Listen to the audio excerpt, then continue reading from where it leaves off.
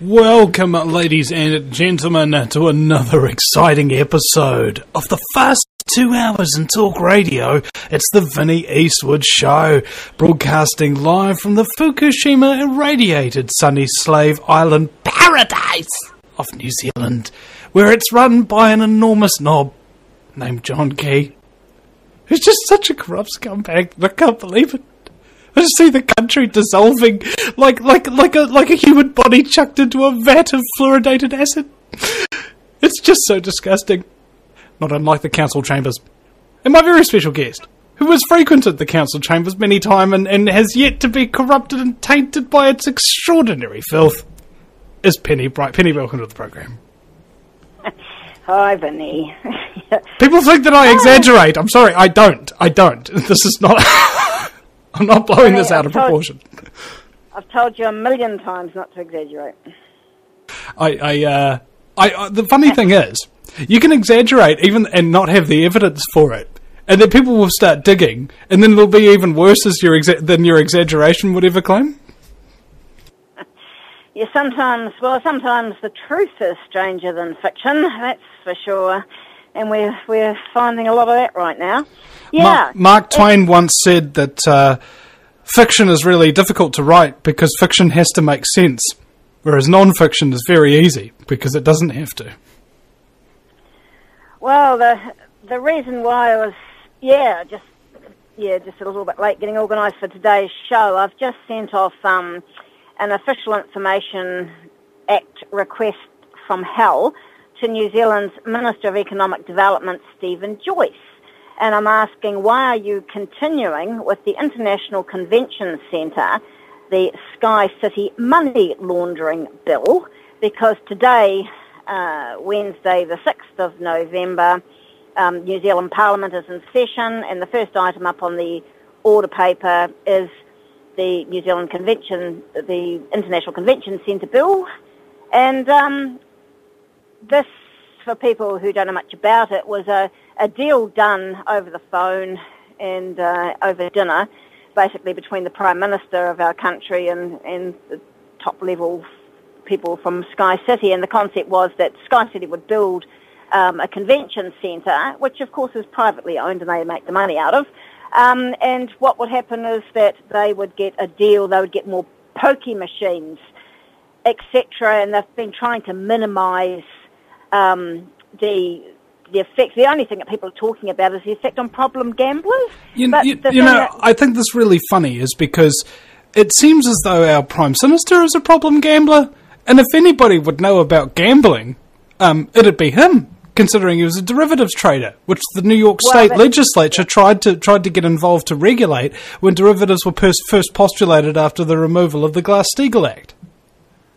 Well, that's exactly right, and at that pivotal point in time, November 1999, when the Glass-Steagall Act was repealed under President Clinton. For people who don't know the Glass-Steagall Act from their elbow, what it was an act, I think it was back to 1933, and it sort of put a giant concrete wall in between boring, safe commercial banking and risky, dangerous investment banking, and there'd been huge pressure and lobbying from the banksters and their mates and they've been chipping away at this concrete wall. And what happened was in November 1999, the Glass-Steagall Act was repealed, the effect of which was to make the market for derivatives completely without regulation. Well, we all know how that worked out, which was, that's the reason for the global financial meltdown. But at that particular point in time, November 1999, where was now New Zealand Prime Minister John Key? He was on the New York Federal Reserve, and he was the head of derivatives for Merrill Lynch. So what role did he play in the repeal of the Glass-Steagall Act? And the people that think he knows what he's doing, they're correct. They're correct. He knows exactly what he's doing in a criminal way. Well, the thing is that, who is benefiting? And thank you, Vinny. I did end up reading your book, An Economic Hitman. And, my considered opinion, that's exactly what John Key is. He's an economic hitman. He's working on behalf of That's what John Perkins said. I told John Perkins who John Key was and what his background is, and the author of the book himself says, yep, he's an economic hitman. Well, I mean, that's the thing. I mean, is John Key, who's been the most spin-doctored Prime Minister that I've been aware of, they try to make him sort of ordinary, folksy, blokesy sort of guy, when in actual fact, he's basically a Wall Street bankster from the highest levels. He's still a shareholder in the Bank of America, which would be illegal in any countries like Australia, which actually pay more attention to anti-corrupt practices.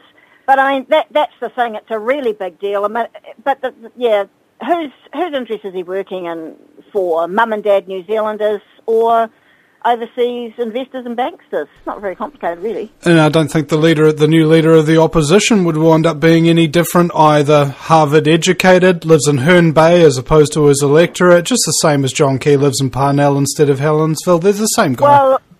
Well, the thing is that my firm belief is where the people lead, the politicians will follow, and you cannot rely on the unreliable. And so if you really want meaningful change, it is the public that have got to come forward with a very, very clear demands and make a hell of a fuss about it and take what action they can to force the politicians to do what we want, because they won't do it voluntarily. Anyway, They never tend to. It's only once you hold their feet to the fire, and this is why I admire you above pretty much all other activists in New Zealand, is that you keep sticking to your guns and sticking the knife in their ribs when they're not looking and throwing a spanner in the works, and you're just relentless. You're like this. Like Penny is like the embodiment of the mosquito factor. You know how everybody says one person can't make a difference or anything like that? Lock yourself in a room with a mosquito, see how that works out for you. Well, the thing is that what I've learned in life as an activist, and it took me a long time to work this one out, but it's not the breadth of the stand that makes a difference. I mean, you can have hundreds of thousands of people who sign a petition and they wipe their backsides with it, but when you get one person who refuses to pay their rates, or you take action which cannot be ignored, and you don't need a cast of thousands, and so it's not the breadth of the action, it's the depth, in my view. And I'd like to give full credit to my fellow politically savvy, stroppy woman mate, Jax Taylor. She and I, we had a new banner up outside TVNZ yesterday, Television New Zealand, just over the road from Sky City, so we had that as the backdrop, and the new banner had pictures of John Key, Minister of Economic Development Stephen Joyce, and Auckland Mayor Len Brown, and the wording on this bright fluoro yellow banner in big black writing was, "Friends of Sky City, money launderers and organised criminals?" ? And then people can find more details on my website, so I put that up there as well, www.pennybright4mayor.org.nz, and you can see some dynamite information up there. And I'd just like to go through that with people, because honestly, as you would say, but I'll say it more politely, you couldn't make this stuff up. Okay, so let's go through it, Penny. I mean, I'm just dying, salivating, chomping at the bit. But just before we do, did you see the picture I released of John Key on Facebook this morning? A very quick look, yes. Well, I really think that this government is so vulnerable on issues of white-collar crime, corruption, and corporate welfare. And those of us who, as you say, have been quite unrelenting in exposing the facts and evidence which proves just how vulnerable they are on this, we are getting such traction. And I mean, just the recent Auckland mayoral campaign where I got fourth with 11,723 votes, we'll compare that with less than 2 years ago in November 2011 when I stood against now the defendant John Banks in Epsom and got 128 votes. People are getting it. That's quite a big jump. Yeah. Can we see can we actually see a shift in support for this person? Because I don't know about you, but my approach is to tell the truth about John Key as often as possible and as loud as possible and hang him with the truth. Well, that's exactly right. I mean, let's just get the facts out to people and let them work it out for themselves, because there is so much spin out there. But people are, in my view, really starting to get it. So there's a very clear action plan up on my website there against white-collar crime, corruption and corporate welfare. And if people have a look, these issues are generic, they are internationally relevant. It's only one page, but it gives a framework for genuine transparency. And this is how you need to clip the wings of the 1% by having clear demands and legislative change, which, makes it harder for them to do what they want, which is looking after themselves and trampling over us. Indeed. There's a substantial quantity of trampling happening all the time, in fact.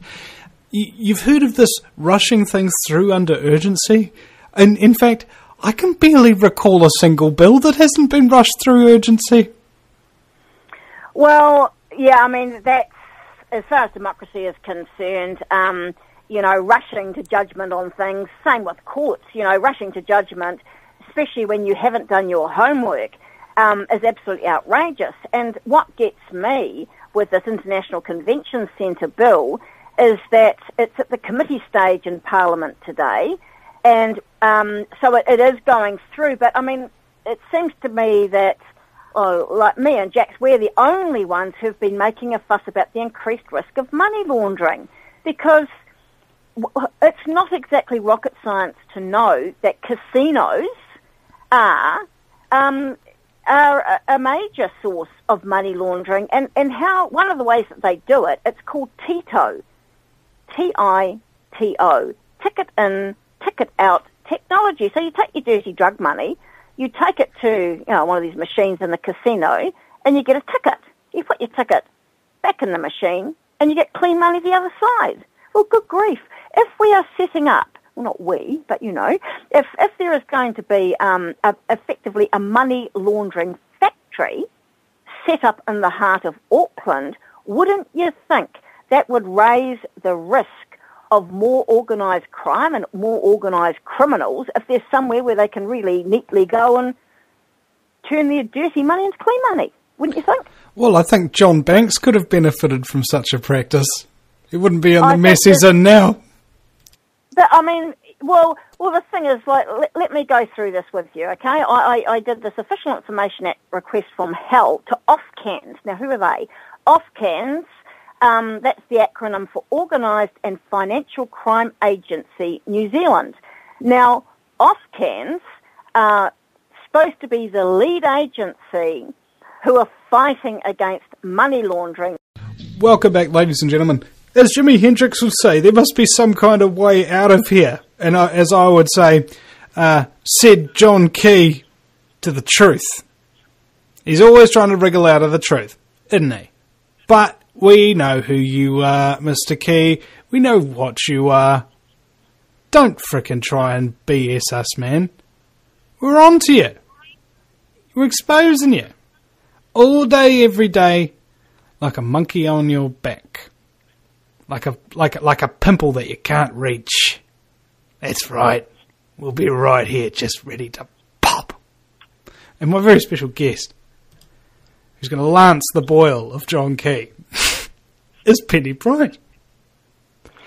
Oh, just heating up the needle with a live flame. No. Anyway, what we were talking about before the break was the role of Ofcans, the New Zealand Organised Financial Crime Agency of New Zealand, and on their website it states Ofcans will combat organised crime through, quote, leading, coordinating or contributing to policy or legislative changes to make it harder for organised criminals to operate.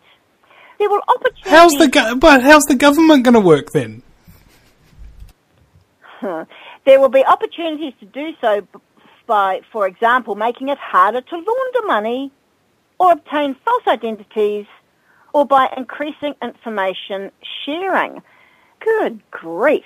So in actual fact, they've done the complete opposite, because we have a legislative change happening right now with the International Convention Centre bill, which gives increased opportunity for money laundering by Sky City or at Sky City, and Offcans are doing big, fat, diddly squat, and they've admitted it.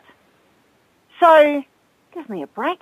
But what else you need to know about this one is that on the 24th of October this year, I sent an open letter, Official Information Act request to New Zealand Prime Minister John Key, and have asked directly, why have you not ensured that due diligence was carried out over the increased risk of money laundering with the International Convention Centre Sky City Bill, dear Prime Minister?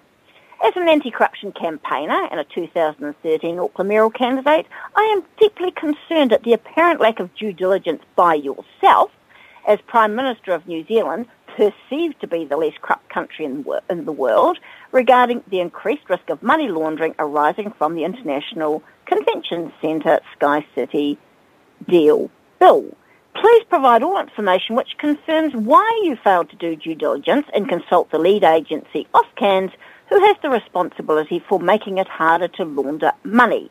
And then I sent him a copy of the Official Information Act request I'd sent to Offcans, plus their reply, and I've had acknowledgement that they've received this Official Information Act request. Yes, but I haven't yet had the response. Yeah, Let me guess. You'll wind up getting a response after the legislation's passed. Well, what concerns me is that, they certainly are pushing ahead with this legislation, because what happened was I went through the parliamentary process of making submissions on this International Convention Centre bill, and I wanted that Offcans reply so I could make it available, but I didn't get it in time for my submission, so I have since sent out to all MPs copies of the Offcans reply. And what really concerns me as well, Vinny, is there is not one political party that I know of so far in the House, opposition, that have actually picked up this money laundering question. They talk about problem gamblers, and here's the hoot. Sky City apparently are going to be using increased technology which enables facial recognition of problem gamblers, while they give complete anonymity to money launderers and organised criminals. How's that work? So they face scan the money launderers and go, no, he checks out, and then they face no, and then they face scan the money launderers and go, oh wait, no, this guy's going to spend all his money here. No, well, let's turn him away. Yeah, well, it's in terms of the contradictions. Like yesterday, the telecommunications, interception, communications, security bill, TICS bill went through Parliament. And so on the one hand, what you've got with this New Zealand government is, and they're not the only ones, is the increased violation of ordinary people's rights to privacy, and yet you've got they're completely ignoring and giving the green light to money launderers and organised criminals. Where's the accountability? Where's the surveillance of them? Where's the attempt to stop those who can really help stuff up our society? Because, I mean, wouldn't you think, if the drug dealers can go to the money laundering factory, Sky City, to clean up their dirty money, how's that not going to mean we're going to have more drug dealing, more problems with youth and all the rest of it, when at the top that they're just running rampant? How's that work? Well, I imagine it works quite well for some people. Well, I mean, there's more. All right, so I've just had a go at today at the Minister, Stephen Joyce, Mr. Fix-It for money launderers and organised criminals, because that's how it looks to me. I've had a go at John Key, but what happened was I did an Official Information Act request to Auckland Council, because back on the 27th of June is when the Auckland Council had their governing body meeting, and what they were voting on was a submission to go into government on this International Convention Centre bill. And did the council actually support the idea of a new convention centre in relation to more pokie machines? And at that meeting, Mayor Len Brown spoke strongly and passionately, basically in favour of Sky City, but the vote was lost 10 votes to 7, so the majority of Auckland councillors didn't support it. But Len Brown, Mayor, was very much in favour of Sky City, and hold that thought and I'll come back to it. But then the digging that I did was hang on a minute, I had checked, did my homework and found out that, again, no reference whatsoever to the increased risk of money laundering as spelled out in the regulatory impact statement, which says the potential risk of money laundering, and says cash-intensive industries such as casinos are attractive to money laundering activity. New Zealand's National Risk Assessment 2010 assessed casinos as presenting moderate to high risk of money laundering.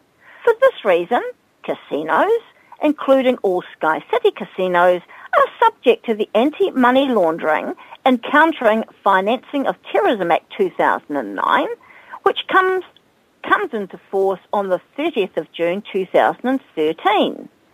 So what they do is they go into a bit more detail there and state, for example, the anonymity that can be associated with TITO, that tickets and tickets out technology, has the potential to facilitate money laundering by increasing the potential for currency refining and ticket structuring. In effect, this means that low denomination notes could be fed into one or more gaming machine or kiosks and then be redeemed by ticket into high denomination notes or casino checks. Increasing the use of TITO technology and raising the denominations that can be fed into a machine may therefore increase the potential for money laundering. Remember, Ofcans, whose job is trying to stop money laundering, has no information about TITO, tickets in, tickets out technology. Unbelievable. Yeah, well, actually, it's totally believable, especially if you're incredibly cynical, like me. Well, I guess so. But anyway, with my digging with Auckland Council, I did an Official Information Act request from HAL and got a response, and the essence of the response from Auckland Council was that staff had read the regulatory impact statement, but they thought basically it was someone else's job to do that. Well, we've just found out the ones who were supposed to do that Ofcans didn't. So here you have Auckland Council, in whose patch lives Sky City, and they've done no due diligence on the increased risk of money laundering either. And it gets even more exciting. On Monday, the 11th of November, at 12 noon, myself and fellow community activist Lisa Prager, we have a meeting with the Auckland District Commander, Superintendent Mike Clement. And the reason why we're having a meeting with the Auckland District Commander, the top cop in Auckland, is because I did an Official Information Act request to him as well, asking about the due diligence about money laundering. Because wouldn't you think Auckland Central Police, on whose patch is basically going to be this giant money laundering factory, don't you think that they, A, should have been consulted, or B, should have put their hand up? And I haven't yet had an Official Information Act reply, but Superintendent Mike Clements is very happy to talk to both myself and Lisa Prager, and this will be a sort of a brainstorming open discussion, and we will be going ballistic. Because wouldn't you think that, as I say again, that the safety, the health and safety of the majority of citizens of Auckland in the Auckland region, how are they best served by having a big fat money laundering factory right in the heart of Auckland City? How's that work? And it is my concern. And I was the fourth polling Auckland mayoral candidate. And I am not dropping the ball. In fact, I've got the ball tucked under my arm and I'm racing towards the try line, actually. And I think it's looking very good because people are starting to get it. And if we didn't have the opportunity of people like yourself, Vinny, I mean, the mainstream media just seems to be there's a huge, great big wet blanket over this. But eventually, when the genie starts getting out of the bottle, you know what I mean? It can't be contained. But that's why we need people like you and your show, and I'm so sorry about the death of Vapi Kupinga, because on Radio Wātea she used to give a wonderful opportunity for people to have a really good go on her show, Oh, yeah. But these, we've got to make the best of what we got and get that word out. Yeah. Oh, I was just thinking about my Auntie Vapi the other day. I mean, she's not really my auntie, but like when I was first starting out, like before I had my radio show and was just kind of like an activist on the street with the camera, you know, from back in the day, Penny. She kind of like bought me coffees at Circus in Mount Eden.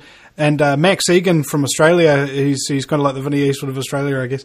He flew in and went and picked him out of the airport, went and had a coffee at Circus, and just reminded me of all these times Vappy had, like, you know, spent money on me, you know, bought me food and stuff because I was broke as a motherfracker, and she used to give me her son's hand-me-downs, I think some of which I'm kind of wearing right now, but, you know... So it really sucks when she went. She kind of brought me on radio for the first time. You know, sat in the studio at Wātea and co-hosted with her and that kind of thing. We go out afterwards and have some fun. You know, and it's a shame I didn't get to go to her funeral all the way on the East Coast. Yes, I know. I mean, it's just how unbelievable is that? I mean, you know, John Duncan, who did such a marvellous job filming stuff. Because, I mean, moments, if not captured in history, can be lost forever. And probably the most well-known bit of filming that John took of me asking Prime Minister John Key to his face at the Grey Power meeting whether he was personally profiting from New Zealand's growing indebtedness because he was a shareholder in the Bank of America. John filmed it. You turned it into a YouTube clip, and it has had some thousands of hits. But if John had not been there to film it, that would have been the end of that. That's precisely right, and I do also comprehend that being there to film or just record audio in some cases can be sufficient to, if something really good happens, you know, it can go viral, and as long as it's nice and short and what have you. Yes, indeed. Yeah, well, the thing was that and John Duncan and Vapi, you know, they were acquaintances, and it just so happens that their funerals ended up being on exactly the same time, you know, day, and you can't be in two places at once, so, you know, and it's a real shame, but Radio Wātea rang me, and I gave a commemoration to Vapi, but what occurred to me as I was saying, because often when you say stuff, it sort of, you know, it wakes up your mind. It's like, oh my God, you know, Vapi's going to leave a really big hole there because you can't buy that knowledge and experience and track record. And then I thought, oh my God, I suppose arguably that could be said for me as well. It's like we need to bring the young ones up to speed so they don't have to sort of spend 50 years working out to be effective, like as an activist, do issue by issue politics. I mean, that's my big lesson for people. It took me 50 years. Well, you know, hopefully I can get to younger ones so they don't have to spend all that time learning this really powerful truth, you know. That's it. I mean, you and I don't agree on everything, Vinny, but that's cool. We can have a civilised debate or we can park it. But to maximise unity, if everybody needs to agree with everything, you've got three people. Well, that ain't effective. Yeah, it's quite divisive, actually. I mean, I think you just come together against the common enemy. You know, that's what I think. That's what the American revolutionaries did. They figured the common enemy was King George with his scumbaggery and his taxation without representation. And most of the founding fathers, as I hear it, frickin' hated each other. Well, yeah, quite likely. But that is the thing that I mean. What was really interesting was sorry, Penny. Actually, continue. We've got another 30 seconds. My bad. Okay. But like on the Merrill campaign was on an issue-by-issue basis. Well, Stephen Berry, for example, from the Libertarians, I mean, normally we'd be on different galaxies on most issues. But, I mean, I think I prefer an honest right-winger to a phony so-called lefty. I think you're right. You know? We'll be right back, ladies and gentlemen, with Penny Bright, coming us live from Auckland, the Water Pressure Group. waterpressure.wordpress.com is her website. Back in a minute, folks. Welcome back, ladies and gentlemen, to the Vinnie Eastwood Show, New Zealand's only dedicated 5-day-a-week talk radio show where you actually get to hear the truth that mainstream media will never, ever let you hear to the fullest extent possible. Not in a 30 seconds frickin' soundbite coverage. God God, mainstream media frustrates me. Penny, I was watching Channel 3 on Sunday morning. The Nation. Right, yeah. The Nation, right? You know, the equivalent of Q&A that's on Channel 1. And you know what they were doing for the entire episode of The Nation? It was Michael Morra, who's like the Saturday night newsreader, reading a script and then introducing clips from other news agencies overseas. The whole show. Yeah.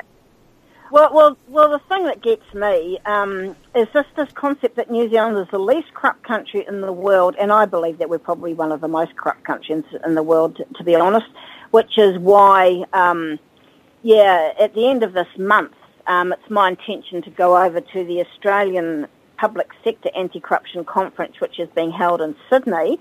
I've got my accommodation sorted. I hopefully will have my airfare, have that sorted out tomorrow, and then I just have to raise $2,000 registration fee, and I hope people will help with that. It's just a little bit, that's 100 people giving $20. I mean, hello, how hard's that? Because if everyone, you'd be the same, who said, oh, you do wonderful work, we really like your work, sort of put a little bit of money where their mouth was, we'd probably be millionaires, Vinny. But that's not why we do it. Well, I think if we were doing it for the money, it would be probably one of the worst business decisions of all frickin' time. Almost a worse business decision than repealing the Glass-Steagall Act. Yes, indeed. Well, I'd just like to make that point, that lessons for activists, seriously, I think a lot of people, they get hung up in the process, like, oh, we got, it's a number of people we get marching down the street, when what I'm looking is outcomes. Okay, you got 5,000 people marching down the street. What were you marching down the street for, and what did you get out of it? What did you achieve? Whereas, I know that, you know what I'm saying? You know what I'm going to do, Penny? I'm going to get on the megaphone at the next protest and I say, is anybody going to join me in my little scheme of marching up and down the square? Yeah, good on you, Vinny. Yeah, anyway, but it's and this concept that some people get really hung up that, it's so individualistic if a couple of people organise something, because you haven't had a great big meeting organising it, you haven't sort of put the call out to thousands of people, that therefore you're only doing it, somehow you're just doing it for yourself because there's only a couple of you. And I'd like to give full credit to my friend Jax. If it hadn't been for me and Jax, when the US Secretary of Defence Panata came over here, such a blur whenever he came out, we were the only ones that protested.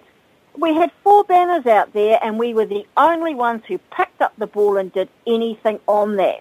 And then against the Trans-Pacific Partnership Agreement, so day after day, it was just me and Jax mainly, with 2 women, 10 banners, 5 back-to-back, right outside Sky City Convention Centre, where the negotiations were taking place.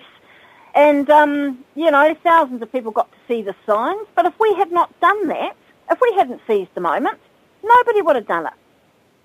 So, to hell with these people with their silly ideas about, how to... It comes down to 2 words, and that's my good friend Sue Henry, and she's dead right. Whatever you do in life, 2 words: be effective. Be effective. And sometimes different tactics are more effective depending on the time, place and circumstance, but that's what it boils down to, be effective. But what I have learned is the power of letting your banners do the talking. Hugely powerful. Again, people have got something to look at, but if you've got a leaflet to give out like we did yesterday, there will be ripples from that. Because when you start throwing boulders into the pond, ripples go where you don't see. And I tell you, that's a fact. I know when I send stuff out by email, I know how it works because, at 30,000 feet, someone will say to the Prime Minister's office, did you know, that we received this? Are you aware of this? When I pot him for not doing due diligence on Sky City, and I send that out to over 500 Aussie media and to Transparency International branches around the world, sure as hell somebody will get back in touch. They will. That's it. So, yeah, like Well, I say, the answer is ultimately just to not do nothing in the first place, and secondly, make sure the thing that you're doing is targeted, right? I mean, yes. Going out with a banner in the middle of in the middle of Saturday or whatever when there's bugger all people round, it's a stupid idea. What if you're doing it on a weekday around about 4 till 5:30 in the afternoon when the most massive amount of traffic is going to be surging past you, you know? And this is something I've noticed about your style as well, Penny, is there's very specific times where you get optimal kind of coverage. And, you know, it's not rocket science, people. It's just... It's also being effective, you're trying to hit a number of different birds with the same stone. I mean, like, if the moment is recorded, because with any event, you organise something, you get 3 bites at the cherry, okay? Beforehand, you can put out pre-publicity, letting people know why you're doing what you're doing, alert them to it, and then send that far and wide. Then you have the event, and if it's captured by film, video, audio, whatever, then that gives you a chance to get that out. And then there's the after bit, where you take whatever records you have from the day and send them far and wide. So even if it's just a little action, you can get just thousands and thousands of people. But the importance that I can't stress enough is the importance of focus and timing. And the other, I've said this before, but I think it's good to consider a triangle, that with anything you're involved in, think of a triangle where you broaden the base and you narrow the target, but the apex of that triangle, what do you want? What do you want? Why are you marching down the street? You know, what is the issue? What do you want? So you can be very clear with people, because I know, I've been on protest march where it's all been fluffy and blurry, and sort of why are people doing what they're doing? You're not very sure. Well, that's not my way. I think you need to be extremely focused, extremely targeted, and the other thing is, by doing that, you can also help to split and divide others, because if you work on an issue-by-issue basis, people who might, you know, politically, you might be deadly and sworn enemies on some issues, but, you know, even a stop clock's right twice a day, so it may be that you're on the same page on that issue at that time. Well, why turn that person into an enemy on that issue when they're your friend? How dumb is that? Exactly. I mean, my perspective is, unless somebody's like a full-on lying psychopath, Yeah. I'll be fully open to being allies with them on whatever issue, because I know that they're not just going to like stab me and leave me in the dark kind of thing, even if they disagree with me or don't like me or something. They're not going to like wind up doing that kind of thing. Well, hopefully not, really. Yeah, no, I know what you're saying, but anyway, we'll back to this Sky City stuff. Is that people in New Zealand, because you can hardly miss it, know that after the Auckland mayoral elections, we've just been embroiled in this ongoing scandal where Mayor Len Brown was outed for having an extramarital affair for over 2 years. And initially, well, my view on that was that consenting adults make their own rules, and if your rules are based on monogamy and mutual exclusivity, if you breach that trust, there will be repercussions, and often they can involve innocent third parties like families, etc. However, when you're in public office, you are in a goldfish bowl where people can look in and see. And so the line that demarcates your rights to privacy as an individual and the public's right to transparency, because you're in public office, they get blurred.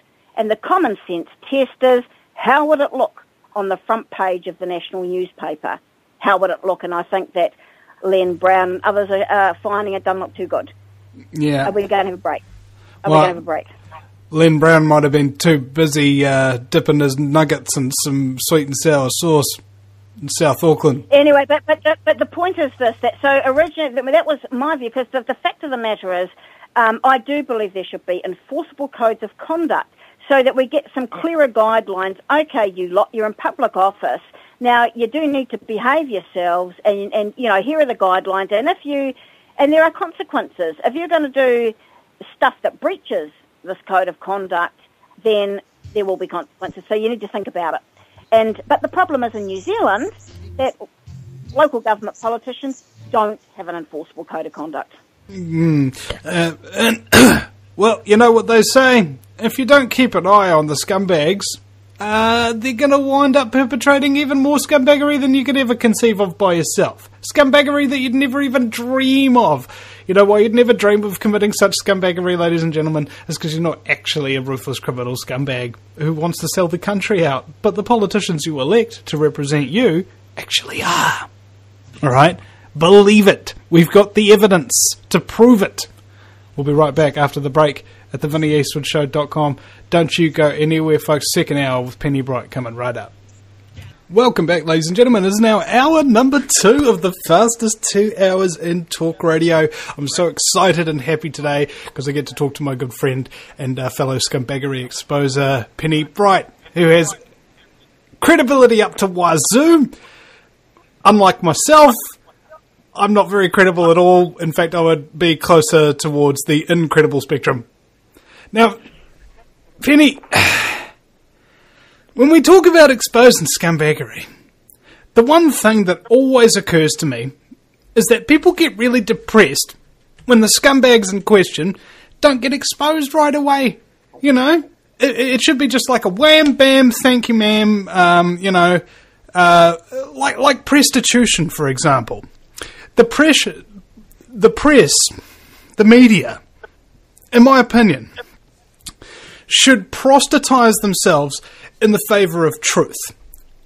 But instead, they tend to proselytize themselves in order to cover it up. And that's the extraordinary problem. If we had a working media, and trust me, these media people don't do any work. They don't do any research. They're lazy as frack, and they're airheads. That's the words of Ian Wishart himself, who was like the Walter Cronkite of New Zealand at one point. He says all the journalists are just airheads. No wonder they ain't figuring nothing out. No wonder they ain't reporting the truth. And no wonder why the ones that do get a very big talking to from the producers that work probably for the CIA or something. You know, it's just so well stitched up. This is why the media is no longer relevant. To a large extent. Not to say that they never report the truth, because that would be a lie. Alright? But, how truthful is it when you report John Key saying something that they know to be a lie, and just report that he said it, rather than saying, he said this, and it's a lie? Penny, what do you make of this situation? Well, I've been doing media stuff since about 1997, and this is what I learned.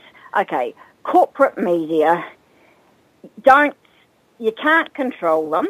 You can try telling them what to do, but that's just get you offside. Anything that you get that's positive is a bonus, but if you sort of treat them as the enemy, I personally don't find that to be particularly productive. It doesn't mean to say that you should put up with any lies or crap, but by the same token, I know myself that I've actually had success in helping to get some of the issues out there with mainstream media, and I know internationally as well when it comes to helping to expose corruption, like in Australia, when they had the huge publicity associated in the late 80s exposing the police corruption. That's what helped to get the legislation which set up the Independent Commission Against Corruption. But if which was incidentally staffed completely by police and prevent any investigations into New Zealand police corruption. Well, the thing is that it's a fuss factor, and mainstream media can help in that. But and I think I know that I've worked with some key mainstream media journos who have been helpful.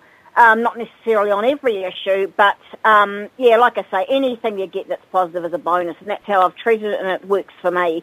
But it's because they are corporate media, and that's why you've got to be a little bit realistic in terms of the fourth estate and them, having a separate role. I mean, that's a fine ideal, it's a fine principle, But in terms of who owns them and who pulls the strings, I mean, we have to have a little bit of a reality check there. But anyway, back to the this Len Brown pants down thing. Like I say, originally back on the 17th of October, and this was fairly soon after it all broke in the press, what I said that there was a difference, in my opinion, between morality and legality. And should Len Brown stand down as Auckland Mayor because of his 2-year extramarital affair, which has come as quite a shock to a large number of people, including myself.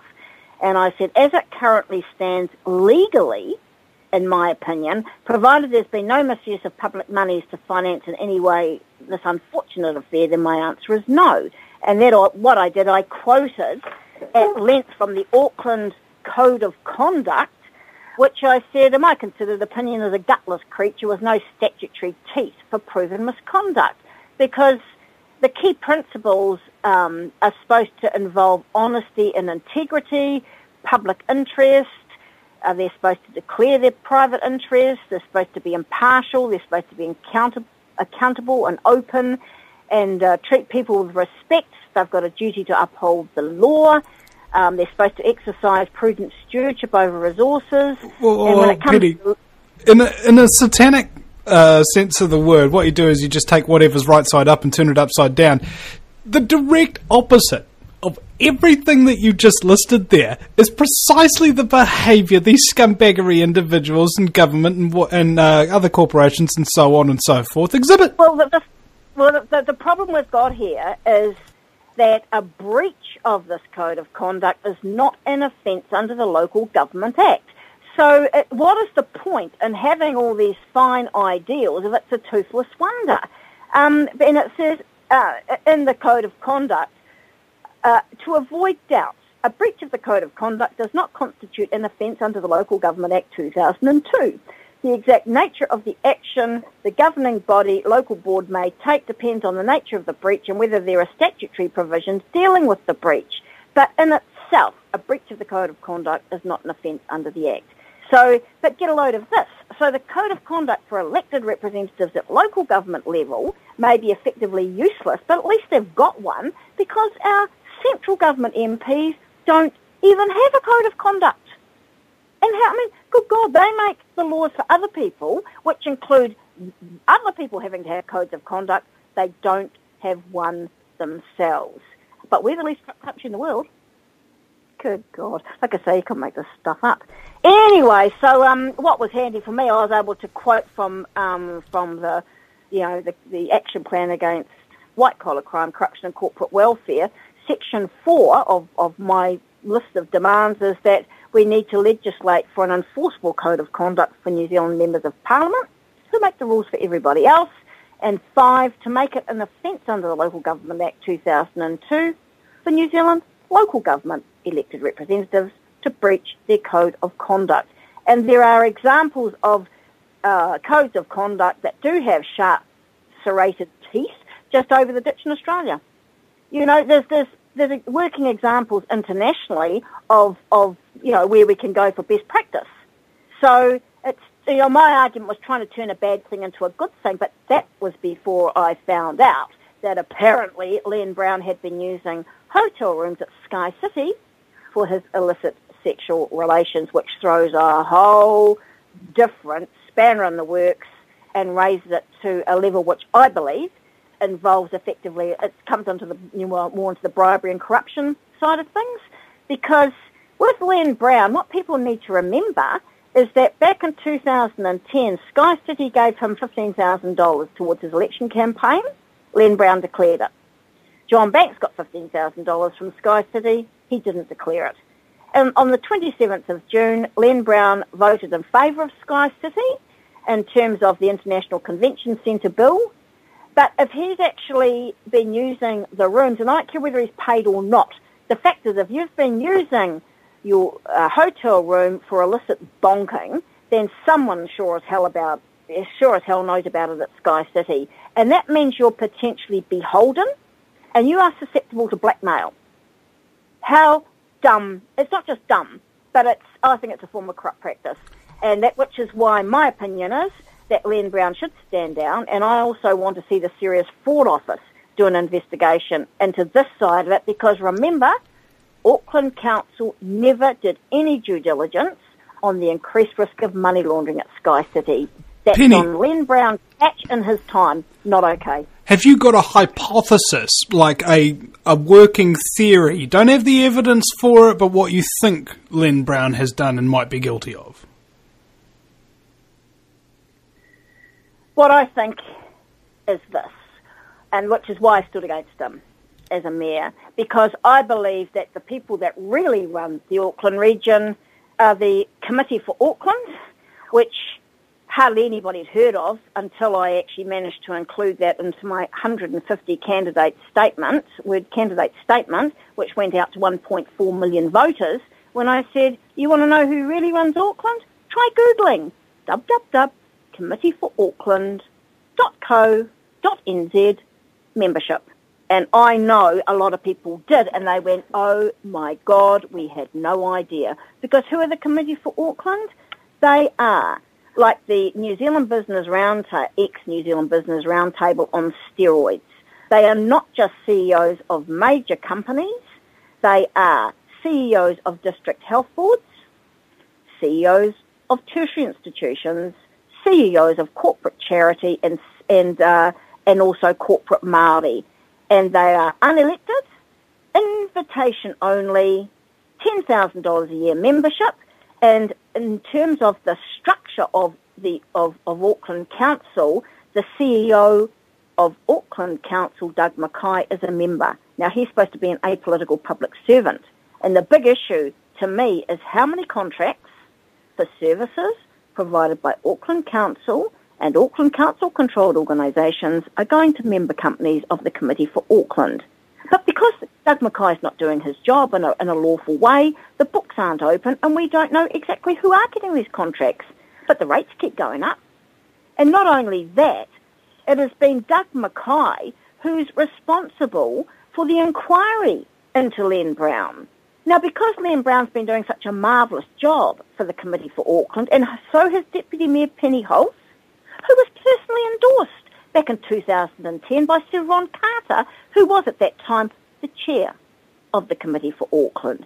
So beware the smiley faces, beware the veneer of community advocacy, and watch for who's really doing what for whom, because the Committee for Auckland are very happy with Len Brown and Penny Holt, and why would they want them shifted? So why on earth has all this scandal broken loose? In my opinion, it's got quite out of hand, because the election was actually quite phony. It wasn't left versus right. It never has been for the last 30 years. It's the corporate minority versus the public majority. And this John Polino, this American restaurateur who's never been to a single council meeting in his life, he wasn't really a credible candidate, but it was sort of like he was the pretendy right candidate against left Len Brown, when it's not that left versus right thing anymore. So it was just to maintain the myth and the fraud that it is left versus right, because John Polino's campaign manager was John Slater, who was an ex-president of the New Zealand National Party. So that helped to give it that veneer of so-called right-wing respectability. And John Polino, he got nearly 100,000, got over 100,000 votes. What unbelievable, really. But the thing is that the Committee for Auckland, who really run the place, they must be horrified. And so, of course, let's put it in a safe pair of hands that the CEO of Auckland Council, the member of the Committee for Auckland, Doug Mackay, he has handed the investigation to Ernst & Young, who just so happened to be, they're a company that's a member of the Committee for Auckland. Nigel Morrison, the CEO of Sky City, is a member of the Committee for Auckland. And when I get speaking rights tomorrow at the Auckland Council meeting, I'm going to bring up to Len Brown, to his face, this major conflict of interest and why I believe the Serious Fraud Office need to do an investigation. What time and date is that? Is that going to be happening, Penny? Tomorrow at 10 o'clock at the Auckland Town Hall. 10 o'clock in the morning? 10 o'clock in the morning, that's when the council... Well, what Why the hell Hey, hold on a second. Why the hell are the council meetings being held like during the day when people who have to work can't come into the council meetings? Well, I mean, they used to have them at night on like Thursday nights or something like that, huh? Well, that's true. It used to be more user-friendly, but that's the whole thing. I mean, the fact that the Auckland region's being run like a business, by business, for business, all they want from the public is just shut up, pay your rates, be a giant cash cow, all pay, no say. Well, we continue to give the contracts to our corporate mates. I mean, it's as simple as that. And property developers. Don't forget the property developers with this daft lunatic plan, the draft unitary plan, which is is planning to, for all this growth to come to Auckland, when so many of the public are opposed to that, because the New Zealand Property Council, their head guy is a member of the Committee for Auckland, and they're totally intertwined. So, it's big business and property developers. They're the ones who are really running Auckland. They love Len Brown and Penny Holes. So this so-called inquiry into Len Brown's conduct has got the red flashing disco lights, cover up, cover up, cover up, which you can see from 30,000 miles away, which is why, Lisa and I, we want to put it to the Serious Fraud Office to do the investigation. I believe that Len Brown needs to stand down and there needs to be a by-election. This is not okay. It's not. And certain so-called, alternative media and whatnot should stop voting for Len Brown and giving his cronies promotion. Well, it's interesting. I mean, in the so-called left, there are just so many phonies, eh? And I mean, over the last couple of years, I've never been subjected to such defamatory filth in all my life, and I've been an activist since 1972, which is, over 40 years now. So, I've got a proven track record there. And what gets me is that people who come from nowhere, folks, do a bit of due diligence. As soon as people come from nowhere and purport to be activists or purport to do this and that, just Google them. If they've ever done anything of note, well, surely to goodness there'd be some record of it somewhere with the power of Google. Check it out. Because that's what we found out with the Occupy Auckland movement, which I was very involved in. There were a number of people who came from nowhere to Occupy Auckland and made a beeline. Anything to do with strategy or to do with the message or means of getting the message out, ding, ding, ding, ding, ding, check them out. Because what happened was that that Occupy Auckland was made dysfunctional by some very dodgy people who had no track record. And they seem to, yes, I'm talking about Suzette Marie Dawson as being one of them, and she seems to have vanished now. Linda Ann Wright is another one who's still very involved in so-called activist circles, and I mean, I wouldn't touch either of them with a 40-foot barge pole. And if they want to take me to defamation, well, fill your boots, because I can prove why I'm saying what I'm saying. Welcome back, ladies and gentlemen. It's going to be raining and pouring truth on the awful scumbaggery agents of the freaking corporatocracy that runs this gosh dang planet right here, 5 days a week on the VinnieEastwoodShow.com. All right, ladies and gentlemen, we're going to make sure, of course, that everybody understands this is a listener-supported broadcast. The only reason this show is on the air is because of all the people that donate. This is their fault. It's not mine. Okay, I would wither and die away without your support. Which reminds me, I desperately need a lot of support right now. Specifically, regular donations. Because what we want to do is we want to move into a bigger house with a few extra rooms so that we can kit them out as radio and video studios, so that I can invite activists into the studio proper and teach them how to do all of this radio thing and do all of this video thing and actually know how to use the equipment, learn how to use the operating programs and stuff like that, and teach you the basics in a day. It's not that hard. You just do a radio show, then you do an interview, and then you edit them both, and you're done. Then they'll possess the skills and the knowledge to be able to do it themselves, and they won't need me anymore. That way you've got a whole bunch of media savvy, able to produce their own material content activists out there, which can amplify their own voices and won't be so reliant on the odd mention and soundbite horrible nature of the mainstream media coverage. God, I hate sound bites. I hate them so very, very much. They explain so little and yet give you a clear impression. It's really messed up, man. Don't let it happen, ladies and gentlemen. Please, for the love of Norwegian cheese, go to thevinnieeastwoodshow.com. Get in that bank account number there, the Kiwi Bank, for Guerrilla Media. Start up an automatic payment. $5 a month, $10 a month. Got some people doing $50, $100 a month. You know, more is needed.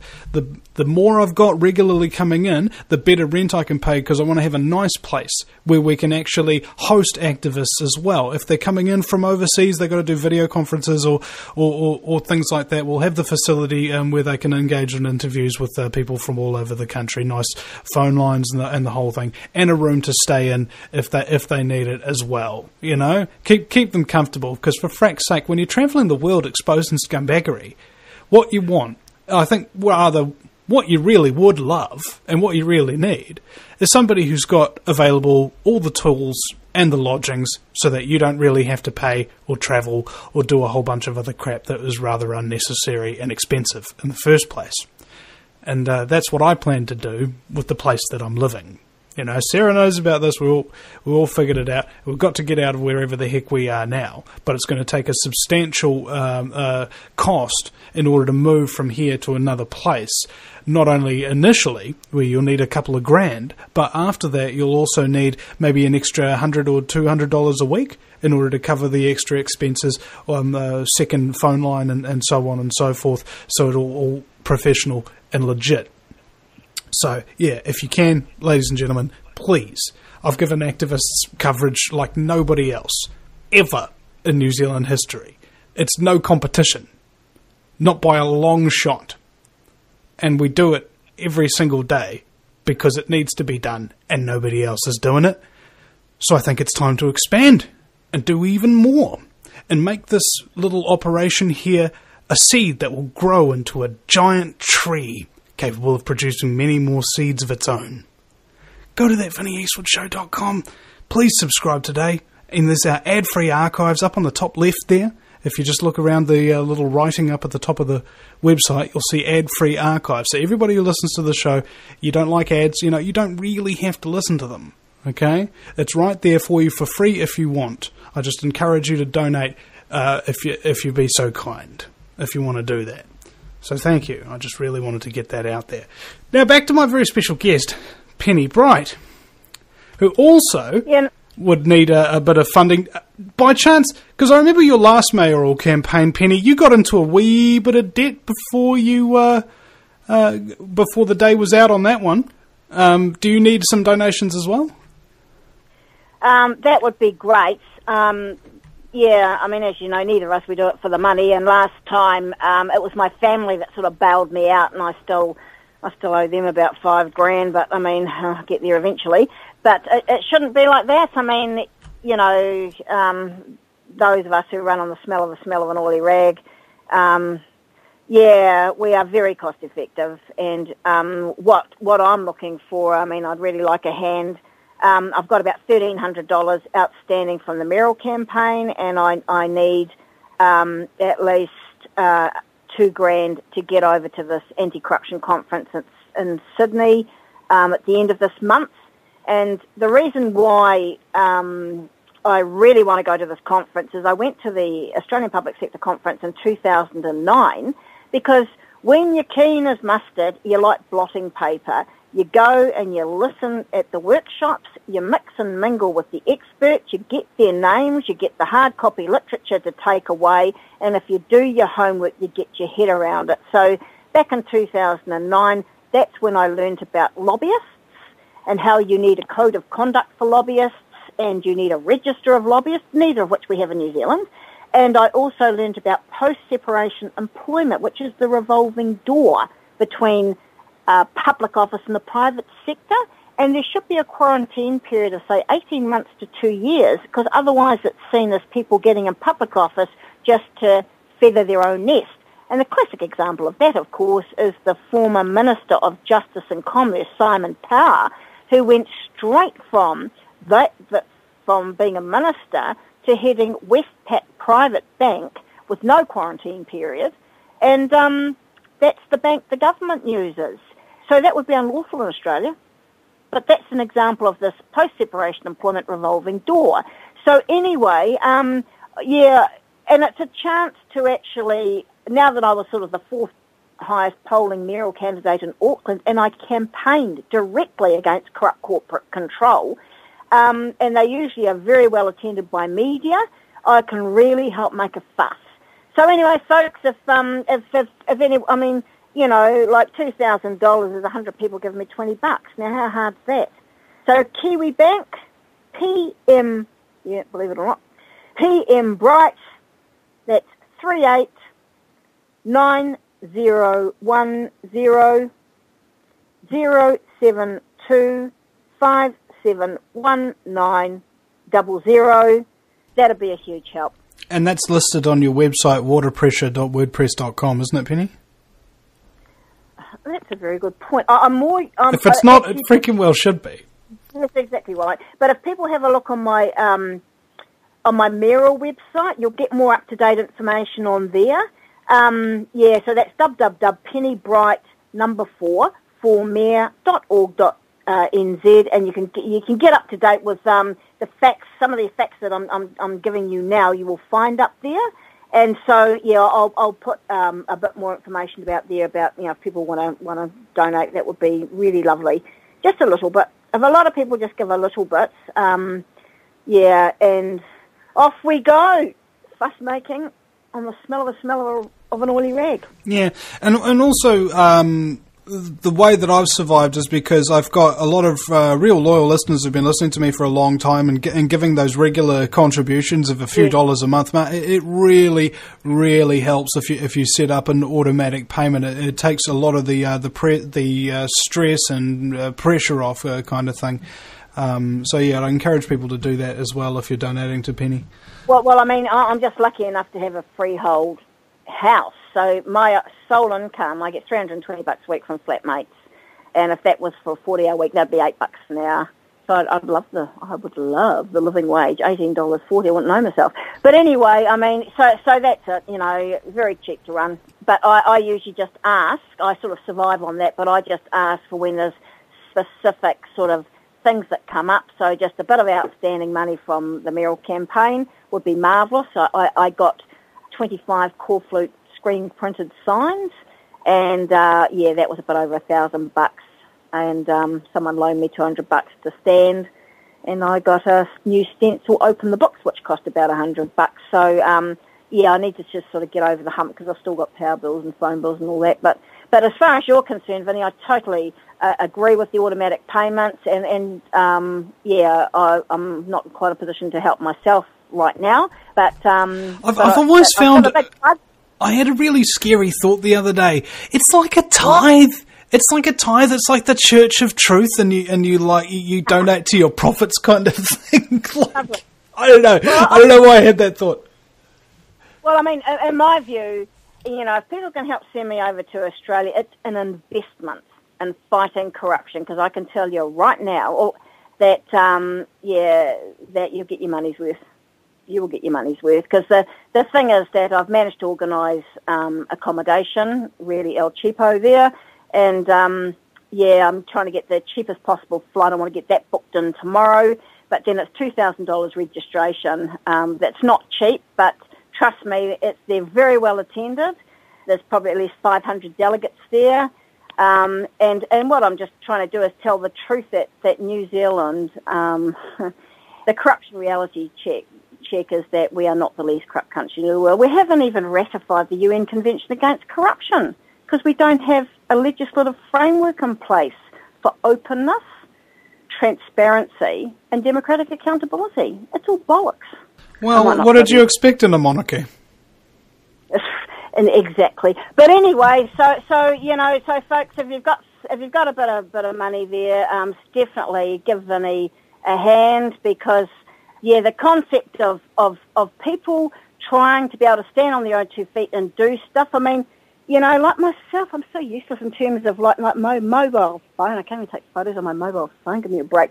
But I mean, I just wonder if I can do anything really. I can do email, but like teaching people how to do this stuff, that's a brilliant idea, Vinny. Because, I mean, I'd like to have an opportunity to be able to handpick young ones coming through that have established a bit of a track record. I'm very happy to help give some tips on to how to be effective. Very, very, and older ones as well. But I'm not just opening it up to anybody. I'm quite fussy who I work with now.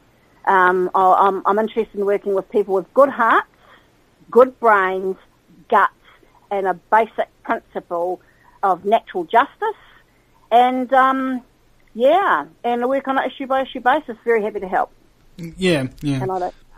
Yeah. Well, so I think it's about education as well, because I think often there's no rule book or handbook or anything like that for the kind of stuff that we do as a penny. We're charting new territory the whole freaking time. Well, that's what so occurred to me when I was giving my little tribute to Vapi, just thinking, she is going to leave a big hole. And there's others. I mean, there's the number of people, and it's sort of like you need to actually, rather than people at a funeral, try and think of how to summarise the key lessons and all that. Well, then, maybe we need to make a big deal of 60th birthdays or something like that, and sort of have like a bit of a celebration and go through some of the stuff, like, Or how about we start up a website with all the archives to her previous radio shows so that people can hear her voice for generations to come? That's a good idea. But what occurred to me, what I reckon would really take off is some sort of show, whether it's radio, TV, or whatever, wisdom and common sense from effective people. Just as simple as that. You got half an hour, the 10 biggest things in your life, your codes, the rules by which you live, what's worked for you, what do you want to pass on, and just pick key people who you think have been effective in different areas.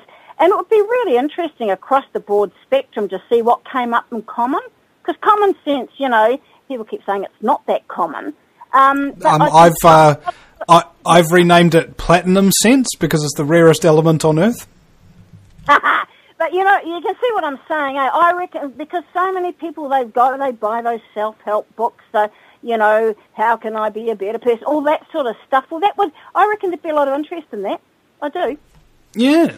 Anyway, just something to consider. But, before we all pop our clogs and it all goes down the Google. Well, in fact, Penny, this is one of the ideas of guerrilla media as well, is that when we're teaching all the activists how to do all of this technical stuff, we'll be recording it as we're doing it.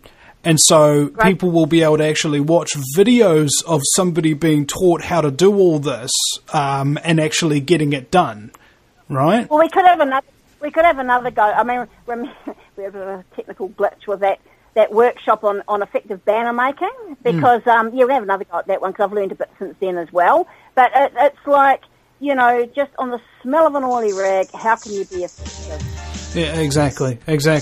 It doesn't matter. It's about doing what you can with what you got. Being creative and just getting out there, Take a chance, man. Take a risk. What have you got to lose? You've got to lose your entire frickin' country, but only if you do nothing. So get out there and frickin' do something, or you're going to lose your country. And if you can't do something, then at least support the people who are doing it in your stead. We'll be right back. Welcome back. We go everywhere on this show, man. And we were just talking about climate change just before, and I remember I was saying on the other thing, it's like, what's his name? Al Gore has said that anybody who denies climate change is completely insane. And I actually tend to agree with him. If you deny that the climate changes, of course you're insane. I just deny that taxing all of humanity and exterminating the bulk of it, and for the sake of human sustainability and enslaving everybody and taxing the very air they breathe, isn't exactly a viable solution to climate change.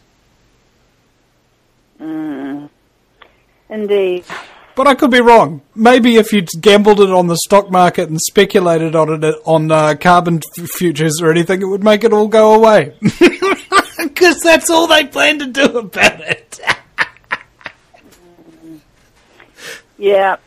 And Al Gore owns one of these companies that sells the carbon credits too. You can't make this stuff up.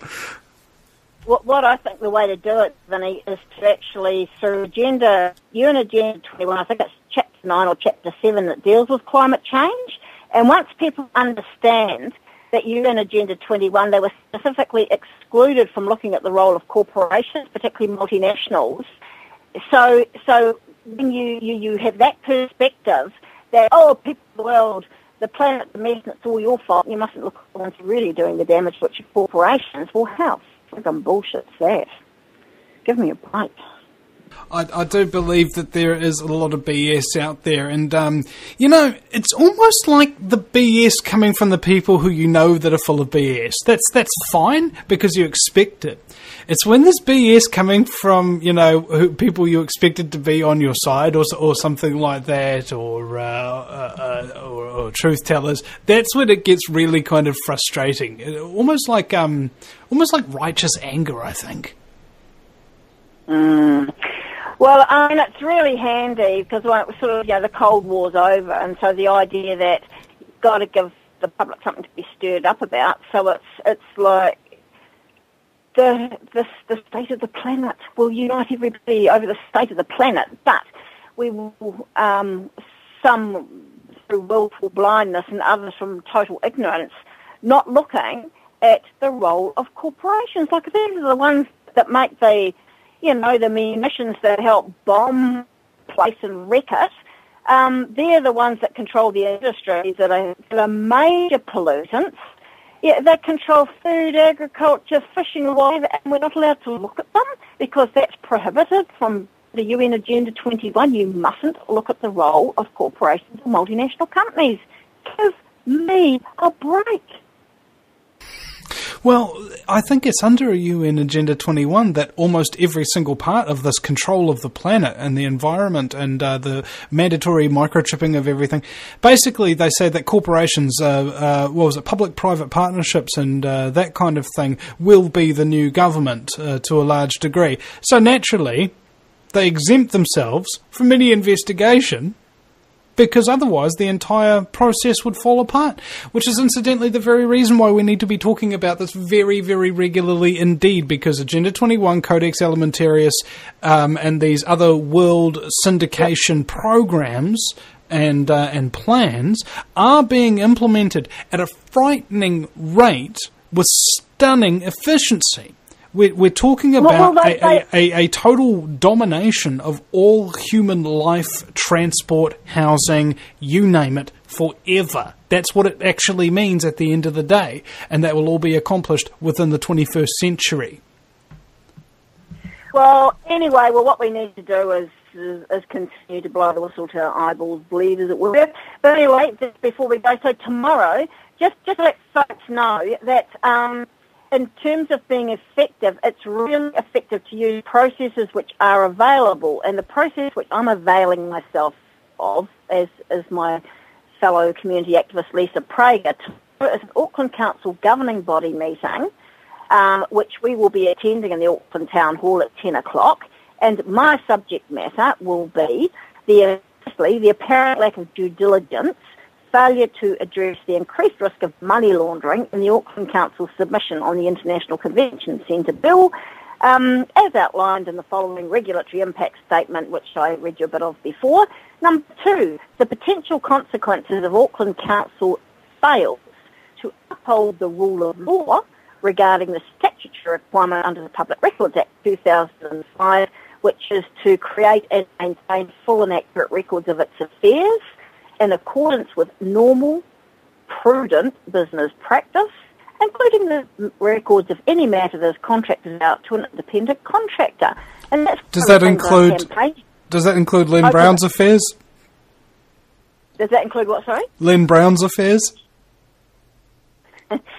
Well, the thing is, the books aren't open, and they're supposed to be. And the CEO, Doug Mackay, he is responsible. His statutory duty is to make sure there's, full accurate financial reporting. And so he doesn't do his job properly, in my view, and I've told him to his face, I don't think he's for duty. And he gets a bonus. Give me a break. Anyway, and the last point is, point number 3, perceived conflicts of interest in the inquiry into the conduct of Mayor Len Brown, i.e. the fact that Auckland Council CEO Doug Mackay, Ernst & Young and Nigel Morrison, CEO of Sky City, are all members of the unelected, very powerful private lobby group, the Committee for Auckland, who arguably are not unhappy with the performance of Mayor Len Brown. I don't think his missus was unhappy with his performance either.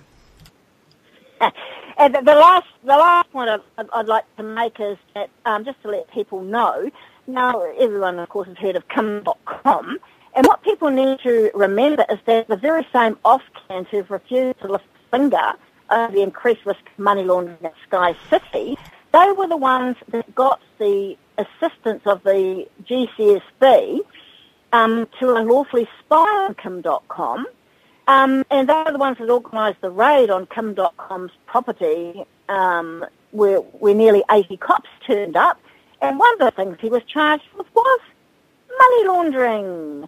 So I have sent a copy of this Official Information Act reply from Ofcans, organised in the Financial Crime Agency of New Zealand, to Kim.com to be passed on to his legal team, because I think it will be of assistance. I think it would be. Well, how exactly do you defend yourself from, what was it, a 73-page report of baseless accusations or something? How do you prove your innocence? Well, it's interesting, isn't it? Because, I mean, I'm not necessarily on the same page as Kim.com and everything, but he's done New Zealanders a huge favour through exposing that the GCSB unlawfully spied on him. I was one of 88 New Zealanders. Well, I was concerned that I might have been one of the 88 New Zealanders unlawfully spied upon. I followed the due process as outlined from the Office of the Prime Minister. I asked directly the GCSB, went around in a big fat circle. They couldn't confirm or deny. Made a complaint to the Privacy Commissioner.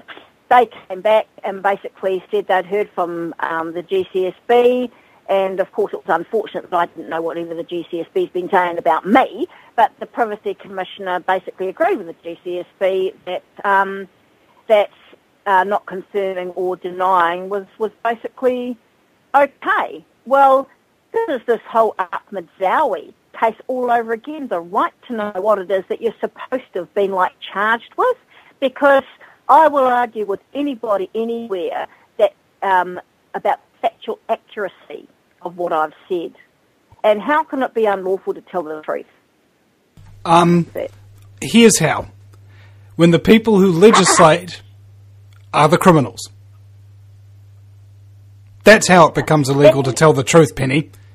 Is if they depend on their lies not being exposed in order to continue their freaking crimes. Well, the last bit of good news for folks, and this is another really important thing, is the power of perseverance. Never, ever drop the ball.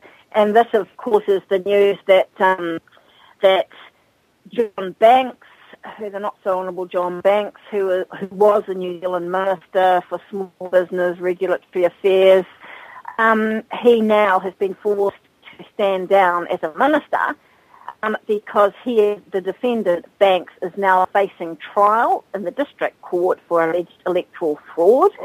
Another significant thing, which was never supposed to have happened, is that now the Solicitor General, the highest acting lawyer in the land, has now taken over the case, and he was requested to do that by both Graham McCready, the private prosecutor who's been successful in getting Banks in the court, and people like myself and Lisa Prager, who made complaints to the police. 2 out of 3 of us, we were the ones who made the complaint to the police about the alleged electoral fraud, and of course the cops sort of picked up the ball and threw it away, and Graham McCready's picked up the ball and he's heading for the try line. So but it seems that if you want to make a fuss in the court of law, you need to make a fuss in the court of public opinion. And again, full credit to my friend Jax. I don't know how many times her and I were out there with the banners. You know, the not-so-honourable John Banks had all the class of a rat with a gold tooth, and the famous morph of John Banks morphing into a rat with a gold tooth. And if people want to find out more about that, just check out www.dodgyjohnhasgone.com. dodgyjohnhasgone.com, and you can get some of the latest information on that one.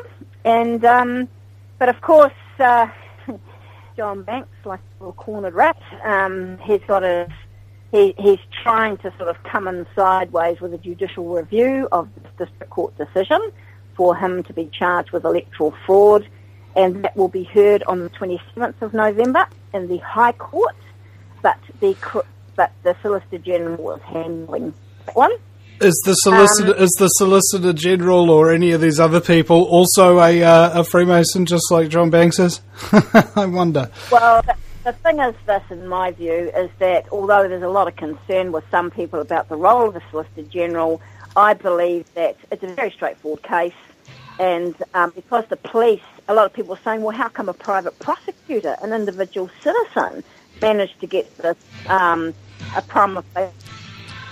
We've got about 20 seconds, Penny. Yeah, well, it is good. You know, you see successes and that kind of thing. I think we should. Yeah.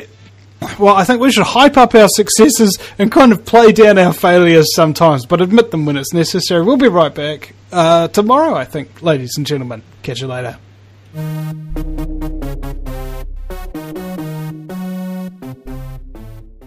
The top level people from Sky City, and the concept was that Sky City would build a convention centre, which of course is privately owned and they make the money out of. And what would happen is that they would get a deal, they would get more pokey machines, etc. And they've been trying to minimise the effect. The only thing that people are talking about is the effect on problem gamblers. I think this really funny is because it seems as though our Prime Minister is a problem gambler, and if anybody would know about gambling, it'd be him, considering he was a derivatives trader, which the New York State legislature tried to get involved to regulate when derivatives were first postulated after the removal of the Glass-Steagall Act. Well, that's exactly right, and at that pivotal point in time, November 1999, when the Glass-Steagall Act was repealed under President Clinton. For people who don't know the Glass-Steagall Act from their elbow, what it was an act, I think it was back to 1933, and it sort of put a giant concrete wall in between boring, safe commercial banking and risky, dangerous investment banking, and there'd been huge pressure and lobbying from the banksters and their mates and they've been chipping away at this concrete wall. And what happened was in November 1999, the Glass-Steagall Act was repealed, the effect of which was to make the market for derivatives completely without regulation. Well, we all know how that worked out, which was basically that's the reason for the global financial meltdown. But at that particular point in time, November 1999, where was now New Zealand Prime Minister John Key? He was on the New York Federal Reserve, and he was the head of derivatives for Merrill Lynch. So what role did he play in the repeal of the Glass-Steagall Act? And the people that think he knows what he's doing, they're correct. They're correct. He knows exactly what he's doing in a criminal way. Well, the thing is that, I mean, who is benefiting? And thank you, Vinny. I did end up reading your book, An Economic Hitman. And I mean, my considered opinion, that's exactly what John Key is. He's an economic hitman. He's working on behalf of That's what John Perkins said. I told John Perkins who John Key was and what his background is, and the author of the book himself says, yep, he's an economic hitman. Well, I mean, that's the thing. I mean, is John Key, who's been the most website there against white-collar crime, corruption and corporate welfare, and if people have a look, these issues are generic, they are internationally relevant, it's only one page, but it gives a framework for genuine transparency. And this is how you need to clip the wings of the 1% by having clear demands and legislative change, which, makes it harder for them to do what they want, which is looking after themselves and trampling over us. Indeed. There's a substantial quantity of trampling happening all the time, in fact. You've heard of this rushing things through under urgency? And in fact, I can barely recall a single bill that hasn't been rushed through urgency. Well, I mean, that's, as far as democracy is concerned, rushing to judgment on things, same with courts, rushing to judgment, especially when you haven't done your homework, is absolutely outrageous. And what gets me with this International Convention Centre bill is that it's at the committee stage in Parliament today, and So it is going through. But, I mean, it seems to me that, like me and Jax, we're the only ones who've been making a fuss about the increased risk of money laundering, because it's not exactly rocket science to know that casinos are a major source of money laundering, and how one of the ways that they do it, it's called TITO, TITO, ticket in, ticket out technology. So you take your dirty drug money, you take it to one of these machines in the casino, and you get a ticket. You put your ticket back in the machine, and you get clean money the other side. Well, good grief. If we are setting up, well, not we, but if there is going to be effectively a money laundering factory set up in the heart of Auckland, wouldn't you think that would raise the risk of more organised crime and more organised criminals if there's somewhere where they can really neatly go and turn their dirty money into clean money? Wouldn't you think? Well, I think John Banks could have benefited from such a practice. He wouldn't be in the mess he's in now. But, I mean, well, the thing is, let me go through this with you, okay? I did this Official Information Act request from hell to off-campside's TVNZ yesterday, Television New Zealand, and just over the road from Sky City, so we had that as the backdrop, and the new banner had pictures of John Key, Minister of Economic Development Stephen Joyce, and Auckland Mayor Len Brown, and the wording on this bright fluoro yellow banner in big black writing was, "Friends of Sky City, money launderers and organised criminals, ? And then people can find more details on my website, so I put that up there as well, www.pennybright4mayor.org.nz, and you can see some dynamite information up there. And I'd just like to go through that with people, because honestly, as you would say, but I'll say it more politely, you couldn't make this stuff up. Okay, so let's go through it, Penny. I mean, I'm just dying, salivating, chomping at the bit. But just before we do, did you see the picture I released of John Key on Facebook this morning? A very quick look, yes. Well, I really think that this government is so vulnerable on issues of white-collar crime, corruption and corporate welfare. And those of us who, as you say, have been quite unrelenting in exposing the facts and evidence which proves just how vulnerable they are on this, we are getting such traction. And I mean, just the recent Auckland mayoral campaign where I got fourth with 11,723 votes, we'll compare that with less than 2 years ago in November 2011 when I stood against now the defendant John Banks in Epsom and got 128 votes. People are getting it. That's quite a big jump. Yeah. Can we see can we actually see a shift in support for this person? Because I don't know about you, but my approach is to tell the truth about John Key as often as possible and as loud as possible and hang him with the truth. Well, that's exactly right. I mean, let's just get the facts out to people and let them work it out for themselves, because there is so much spin out there. But people are, in my view, really starting to get it. So there's a very clear action plan up a bin doctored Prime Minister that I've been aware of. They try to make him sort of ordinary, folksy, blokesy sort of guy, when in actual fact, he's basically a Wall Street bankster from the highest levels. He's still a shareholder in the Bank of America, which would be illegal in any countries like Australia, which actually pay more attention to anti-corrupt practices. But I mean, that's the thing. It's a really big deal. Whose interest is he working in for? Mum and Dad New Zealanders or overseas investors and banksters? It's not very complicated, really. And I don't think the new leader of the opposition would wind up being any different either. Harvard educated, lives in Herne Bay as opposed to his electorate, just the same as John Key lives in Parnell instead of Helensville. They're the same guy.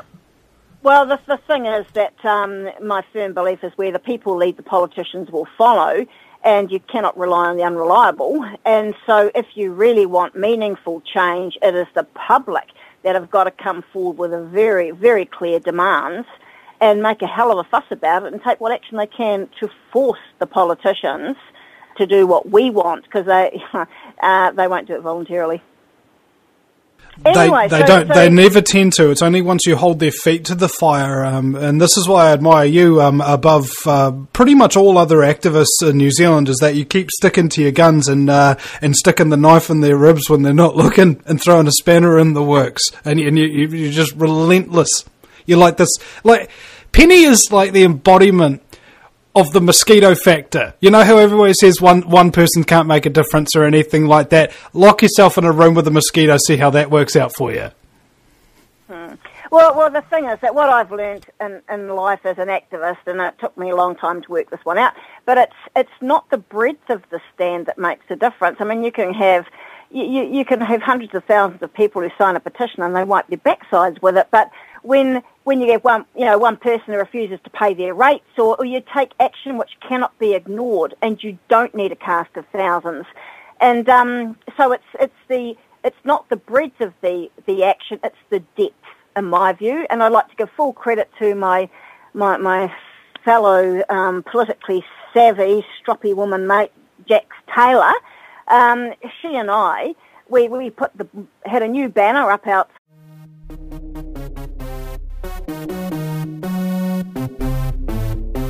Welcome, ladies and gentlemen, to another exciting episode of the first 2 hours in talk radio. It's the Vinnie Eastwood Show, broadcasting live from the Fukushima irradiated sunny slave island paradise of New Zealand, where it's run by an enormous knob named John Key, who's just such a corrupt scumbag. I can't believe it. I just see the country dissolving like a human body chucked into a vat of fluoridated acid. It's just so disgusting. Not unlike the council chambers. And my very special guest, who has frequented the council chambers many times and has yet to be corrupted and tainted by its extraordinary filth, is Penny Bright. Penny, welcome to the program. Hi, Vinny. People think that I exaggerate. I'm sorry, I don't. This is not... I'm not blowing this out of proportion. I've told you a million times not to exaggerate. The funny thing is, you can exaggerate even and not have the evidence for it, and then people will start digging, and then it'll be even worse than your exaggeration would ever claim. Yeah, sometimes the truth is stranger than fiction. That's for sure, and we're finding a lot of that right now. Yeah, Mark Twain once said that fiction is really difficult to write because fiction has to make sense, whereas non-fiction is very easy because it doesn't have to.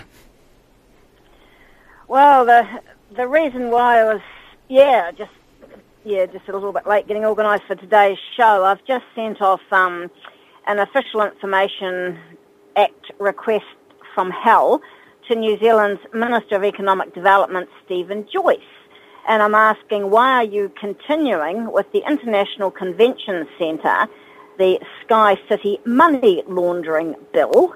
Because today, Wednesday the 6th of November, New Zealand Parliament is in session, and the first item up on the order paper is the New Zealand Convention, the International Convention Centre bill.